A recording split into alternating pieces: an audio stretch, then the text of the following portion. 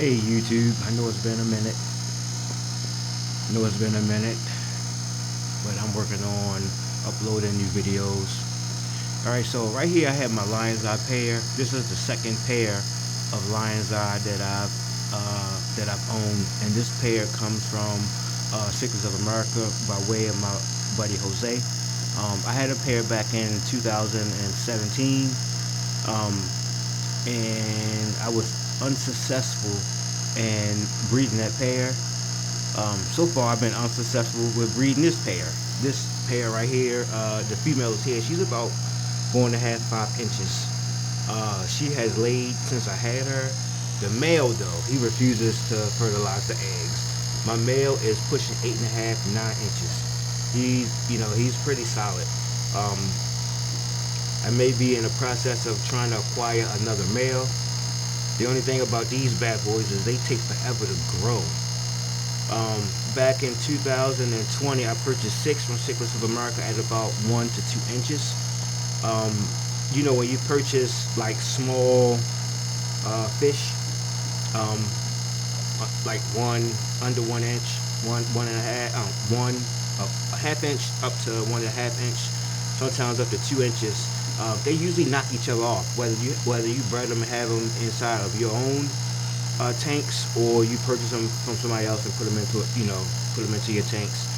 When that size, they usually knock each other off. So what happened was, within the course of a couple of months, they were knocking each other off, and I was just left with one. I kept that one for 4 years almost. I just lost him the end of last year. He only grew to about 3 inches. And so I was on a hunt, and I kind of stumbled upon these two. And so my goal is for preservation, with all my cichlids, with all my everything I have basically. But the deal is with this is a beautiful. I'm not even gonna call them. I'm gonna call them a pair, but they're not a bonded pair. So this is a beautiful pair of Lion's Eye, and I know they will make beautiful babies. Look at the male. He's a stunner for real. But it's just so hard to get these two guys to breed. And I got them in this is a 150. I don't know if I want to put them in something smaller and divide it and divide the tank. But she did lay before. She laid on this rock right here, and her tube was down, of course, and she laid, but his tube wasn't down. And whenever he went near the egg, she would chase him off. So I'm under the impression that he wasn't trying to fertilize the eggs, he was trying to eat the eggs. And ever since that day, they've been at odds. And this was a couple months ago. I've had these guys for probably about 5 months now. And this was probably about 3, maybe 4 months ago. And they've been at odds ever since. She stays on her side. She usually stays underneath this rock here. Got like this little cave on the other side, or she hang out in this boat. And he usually stay in a little cave right there. But they keep their different sides. If he comes over here, she chases him away. The cool thing about it is she's able to, she's able to defend herself basically. She's more the aggressor than he is, so I don't have to worry about losing her. But man, I'm trying my damnedest to get these two guys to spawn. I even got a little convict in here to try to, keep the aggression down a little bit. But yeah, man, it's been trial. On this side here, I got my man Leif, my Owl's Epitare Red Devil. Leif, the last couple of days I went away for the weekend, and Leif been acting a little distant, like his hump went down, and he been kind of just hanging out in the logs, and I just fed him, so he's out now, looking for food that may have fell in the gravel. But man, he been just kind of hiding out. He hasn't been really swimming around, so I turned the temperature up in his aquarium yesterday when I got home. So hopefully, he'll warm up a little bit, start to move around a little bit. So on the bottom here, I have my Lake Nicaragua Citrinellus. And so I purchased this. I purchased a pair from Ken Davis. I had this orange one and I had a barred one. The barred one didn't make it upon delivery, but this one here has made it, and I'm just gonna grow this one out. So originally I thought this was a female when I first got it, but I believe now that it's a male. Um, and it has grown since I've gotten it. It has grown maybe about 2 inches since I gotten it. I think I purchased this at 5 inches. This fish is probably around 7, pushing 8 inches now. So it has grown.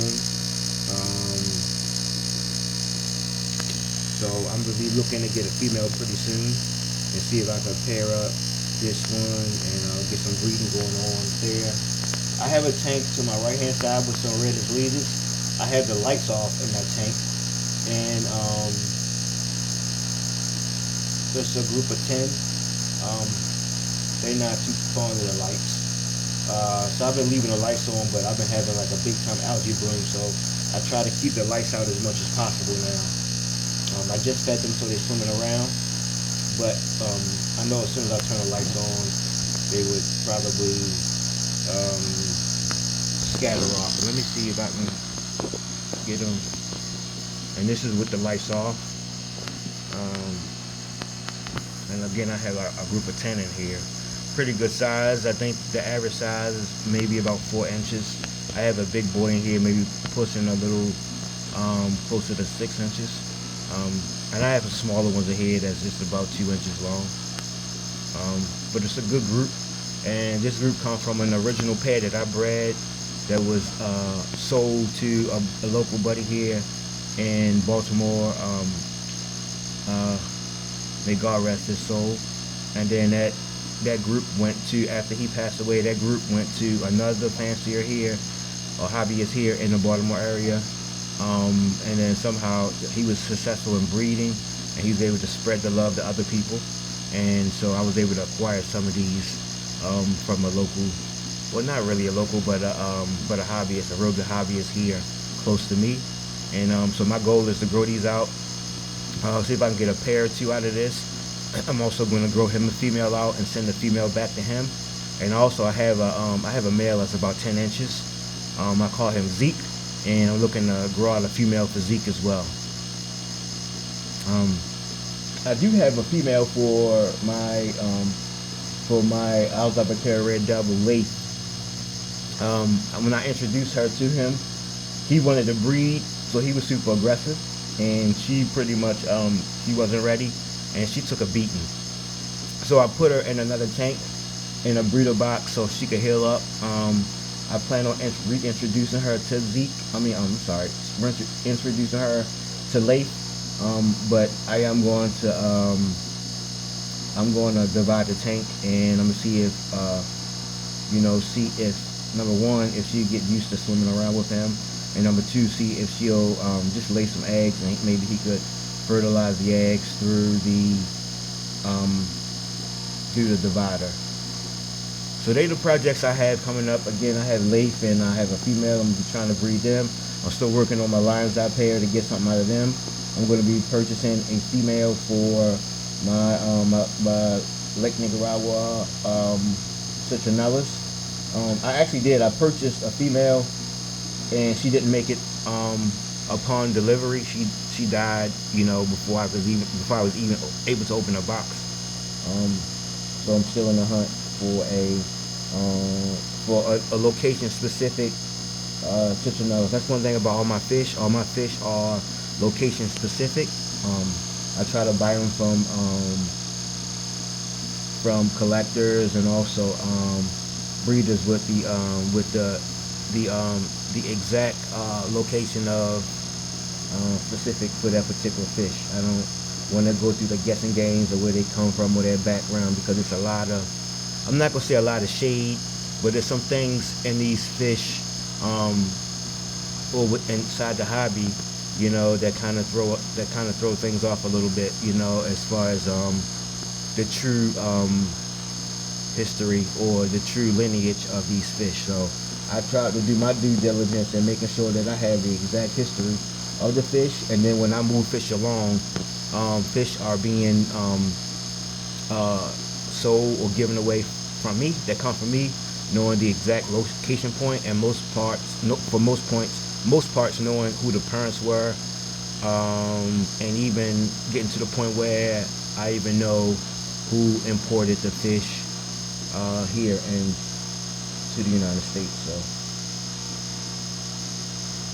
yep, but that's about it for today, YouTube. Thanks for watching. Again, this is my group of Raiders Leaders grow outs. This is probably one of my favorite fish besides the Hoga Boomerang.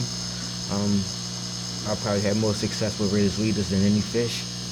But yeah, my goal again is to grow out a couple pairs here, grow out a female for myself, and grow out a female for my buddy who I got the fish from. And then so we could carry on this lineage. And this is probably about third or fourth generation, my original stock anyway. So I know where these fish come from. The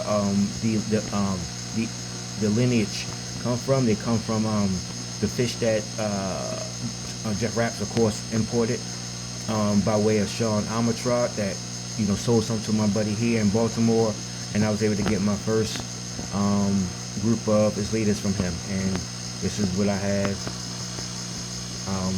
been able to create for about 4 generations later. All right, YouTube, thank you for listening. Peace.